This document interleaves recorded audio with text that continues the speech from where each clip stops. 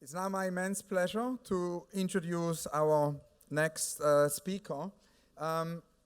Everything started with Saskia Sassen, and in 2006 we did the interview marathon with Rem Koolhaas for 24 hours non-stop, like this 10th marathon today is 24 hours, and one of the unforgettable moment was the interview with Saskia Sassen. Saskia is the Robert Lim Professor of Sociology and co-chair Committee on Global Thought at Columbia University. Her recent books are Expulsions, Brutality and Complexity in the Global Economy, Territory, Authority, Rights from Medieval to Global Assemblages, A Sociology of Globalization, and the updated edition of Cities in a World Economy, and of course, the landmark book, The Global Cities. All of these books have so much to do with the topic of today, with transformation and the topic of transformation. Saskia's books are translated into 21 languages, and she is currently working on when territory exits existing frameworks. She contributes regularly to the opendemocracy.net and also to HuffingtonPost.com. Today, for the Transformation Marathon, Saskia Sassen will be presenting a lecture manifesto. Her key question will be how to effect change and transformation in a complex system. And actually, that very question was very much a drive, a major drive in the development and thinking of this year's marathon. And we are super delighted that Saskia has accepted our invitation to take part. Please give a very, very warm welcome to the amazing Saskia Sassen.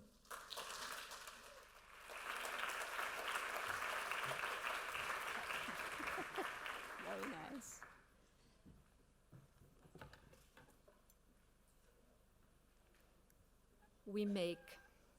We're makers. We make this, and it takes quite a bit to make it, to reduce one of the biggest seas, internal seas, into a sliver. That's a capability. We make that collectively, directly or indirectly.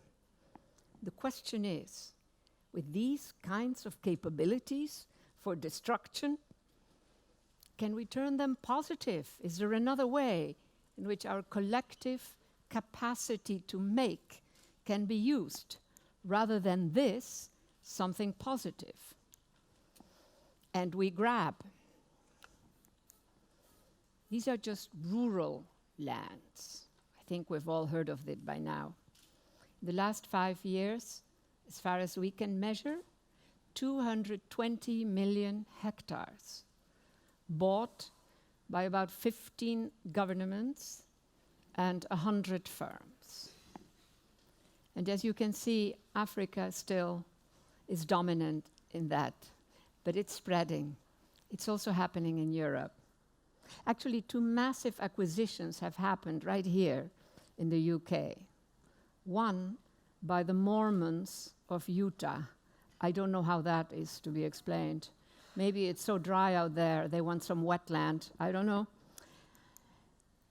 Further, the feature of these acquisitions is that it is mostly, I'm just talking about rural and agricultural uses, if you want. It's mostly for biofuels.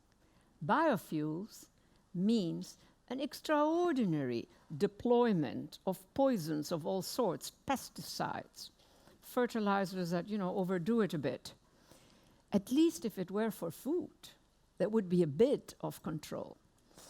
And as you can see, in all areas of the world, that is the use. This kind of capture of land, which might have had, a lot of smallholder agriculture, people with knowledge about how to make earth, land, have a long life, it expels everything. When you make a plantation, you expel people, floras, faunas, cultures of making land work. You expel a lot. And of course, many of those people wind up in the slums of cities, and we no longer see that they had those knowledges and those cultures.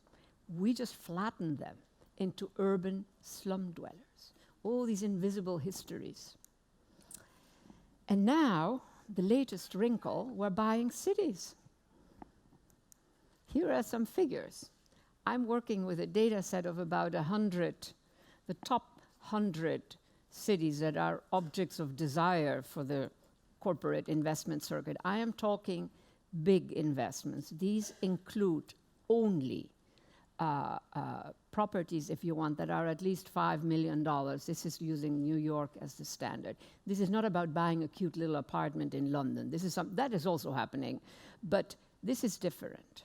And this is just annual. This is just one particular year, from mid-2013 to mid-2014, 55 billion in New York, 47 billion million, I'm sorry, I'm so used to talking about finance, where a billion is nothing, you're talking trillions. But these are millions. And the list goes down. If you look at the full 100, it is quite a mix of cities. It's happening all over the world. If you only look at foreign investment, London is the queen of the game. And then it goes on again. Now, say a city like, I'm Dutch, city like Amsterdam, saw in 1 year an increase in acquisitions of 248%. There is one that is even bigger, right? Shenzhen, China, etc. But if you go down the list, some cities, 3,000% from 1 year to the next. Many people say that, well, this is gentrification. No, it isn't. It is not gentrification. And let me give you an example to illustrate, and some of you may know this. The Qatari royals, nothing against them, it's just a datum. The Qatari royals own more of London than the Queen of England. That's not gentrification. Nor do I worry about either party, nor do I worry about the nationality. What I worry about is the corporate side. And one might ask, why does it matter? Why do we care? And here I would say that a critical dimension is that across history, cities have been places where those without power have been able to make a history. When I think about today's people without power, and it's a growing category clearly, there are very few places where they can do that. But think of our big, messy cities. They can make a history. They can make an economy, sort of a sub-economy, a neighborhood economy. They can make a culture. And that part, in fact, is something that has made our cities cosmopolitans. I can think of one city that we think of as cosmopolitan that does not have a whole bunch of different sort of immigrants, cultures, etc. in it. Now, when I ask myself the question, where is today's frontier space? That which in the 1700s and the 1800s was the edge of empire. I think of the frontier. That frontier is gone. I think it's inside of our big cities where the frontier happens. Those are the frontier spaces of today. And sort of one definition that I like to use for frontier, a space where there is an encounter between actors from different worlds for whom there are no established rules of engagement. That is the frontier. In our big cities, the powerless and the powerful have a daily encounter, and there are indeed moments, think rush hour traffic, whatever, where we all become urban subjects. Not ethnic, not this, not that, not rich, not poor, urban subjects. It's momentary, but it is there. It is also one of the few places where those without power can actually connect to those with power in today's world, because power has become so abstract, so removed, so intermediated. But there is that moment in cities.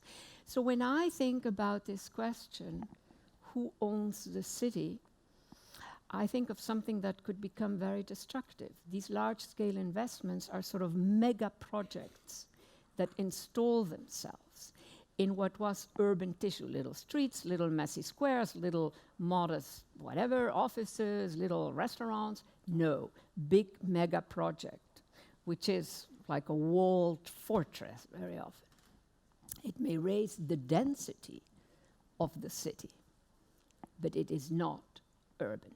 It de-urbanizes. And by urban, again, I mean this particular set of elements that enable, at the limit, the powerless to also make history. So in that sense, this question, who owns the city, actually matters.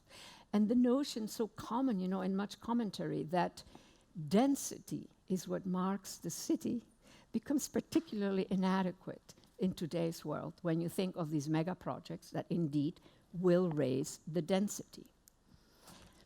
One question I ask myself, and it comes out of a whole combination of elements. I've just shown you a few here. Are we confronting a new systemics? If you want to put it very, very simply and without too much admiration for the preceding moment, but you could say that the decades after World War II, into the 70s, in the West, were decades where growth manifested itself by growth in the center. A broad, modest middle class, a broad, prosperous working class. But the center was what guided. Oh yeah, they were rich and there was lots of difference, but nothing like what we see today. Could it be that today it is divergence? Both ends grow. Look at this graph, and I wish I had a pointer, but I don't, right. So I have to move here. This is the only screen. I'm going to fall off if I don't pay attention. This is corporate profits after tax. So just look at the period when the first sharp curve begins. That is a period when our global economy launches, sort of in the late 1980s, into the 2000s, etc. Comes the crisis in 2008, sharp fall. It lasted about 2 hours for this sector. And then it went, that is the point, higher up than before. When you have a mass of people, enterprises, governments getting poorer, that one goes up. This one is even better, corporate assets. The crisis lasted about half an hour. I mean, I exaggerate, because it was a few years. But the main point here is that after the crisis, the rate goes up. That is, I would say, quite an accomplishment. That's another capability. So one question we might ask, a bit of a generic question, a question that can frame this and much more. What is the steam engine of our epoch? And by that, I do not mean something that changes everything. There is nothing like that, nor did the steam engine. And people often, so one way of putting it is that which can make a new ordering, right? So it's not everywhere, but ripple effects, indirect effects. Now, the typical, and I dwell a bit so that you can come up with your own answer in the meantime, which I plan on saying, no, it's not that, if you could speak, probably. So the typical answer is digital technology. It's present everywhere, it's reshaping things. It's present even when it doesn't exist, as an imaginary or as an indirect option. I say digital technology certainly has that capacity, but I would say it is infrastructure now. It's the infrastructure. It's everywhere. It doesn't make orderings, it makes some orderings, but it's present even, I say it's finance. That's a temporary, all these answers are clearly temporary, it belongs to an epoch. Finance is a capability. By the way, I'm clearly not using capability a la Amartya Sen, for whom it is a positive condition. I'm using it in some sort of intrinsic sense of capability. So finance, the danger of finance, the complexity of finance arises from one key feature of finance, which makes it different from traditional banking. The traditional bank sells something it has for an interest. That's the source of income. Finance sells something it does not have. Finance is not about money. It's a real confusion to think that finance is about money. Finance is about developing extraordinary instruments, very complex, brilliant minds, nothing to do with microeconomics, everything to do with the math of physics. Open, you construct, etc., etc. It needs that to be able to invade sector after sector after sector, from very rich to very modest. That is what finance is. Now, just to illustrate the capability aspect. So for those of you who can see in the back, this is a story, the curve. What matters here is the curve. Forget about trying to read all the letters. The curve, that's a very sharp curve. Before, at 201, it is below $1 trillion. This is a particular instrument. It's just one bit of finance. In 6 years to 2007, it grows to 62 trillion. That curve tells you this is jumping orders of magnitude. Traditional banking, by selling and getting an interest, could not do that. Now, second point, just to sort of elaborate a tad, those 62 trillion that it reaches in 2007, this particular instrument, is more than global GDP of all the countries in the world. It should be said, it's not difficult for finance to go over, whatever the global GDP of a country. It's sort of, but here's a datum that perhaps is more interesting. Those 62 trillion are only 10% of the global value of finance at that moment, as measured, and this is the typical measure, by outstanding derivatives, which is over 600 trillion. Now, confronted with those kinds of numbers, I mean, we're talking, one question just lets me bring it down to level. I ask, well, how do I understand that figure? One way is looking at the currency issued by all the banks in the world. In other words, the money that you and I deal with when we're not using our whatevers. But, well, that, at that point, was about 250 trillion. That is another way of saying that finance cannot be thought of as simply money or being about money. We use money, but what we're really dealing with is a capability. And again, I stand back and I say, wow, we made that. Couldn't we, make a few other things, is one way of putting it. Now, let me give you one illustration of the power of finance to reach into, to develop an instrument sufficiently complex. That's the key here, that it could actually even use very, very modest assets. So I have looked at some of the poorest households in the United States. At one point, the high investment circuit, they are not stupid. They had it with derivatives based on interest rates, based on other derivatives, et cetera, et cetera. So the question came out, produce some asset-backed securities. Now, a lot in the United States had already been financialized, including used car loans, student loans, I mean, you name it. It's just extraordinary. That is what I mean. This is a very powerful instrument. But what was left was about 30% of the households in the United States were mostly poor. Or they were very, very foreign rich who just were inhabiting the US for a bit, who did not own a home. They fell totally outside whatever a traditional bank could have done. Traditional bank could not have given them a mortgage. And so that is what was financialized. This was not about providing homes. This was not about extracting profit by mortgages being paid. That had nothing to do with it. The brilliant instrument, and I have seen it, produced by physicists, 16 steps with one purpose.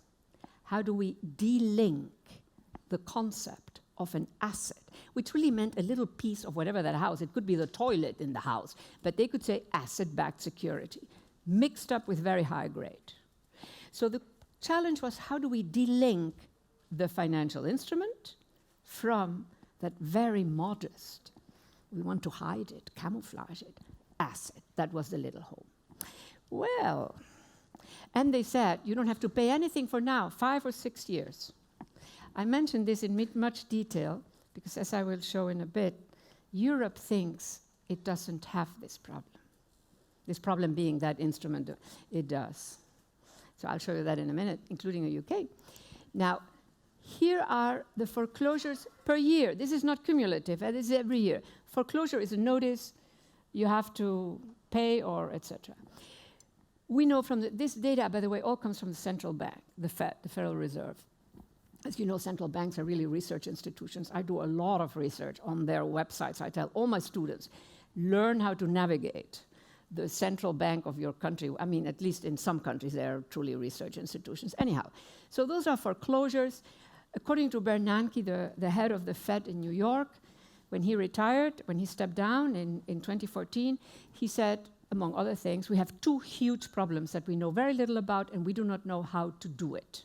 And one of them is this, 14 million, see it goes on. And he said by the end of 2014, we should be done. 14 million people will have lost their home. Now, by the way, so I go tracking, in my book Expulsions, I develop that quite a bit. So where did those people go? 14 million households. They're invisible, by the way. In their full materiality, we don't see them. Like we don't see the RLC that is dead, or we may hear about it, but we don't see it. We don't go there. Huh? Now, these 30, and so to make it a bit Pythagorean, I'm Dutch, though I grew up in Latin America, so my country has about 16 million people.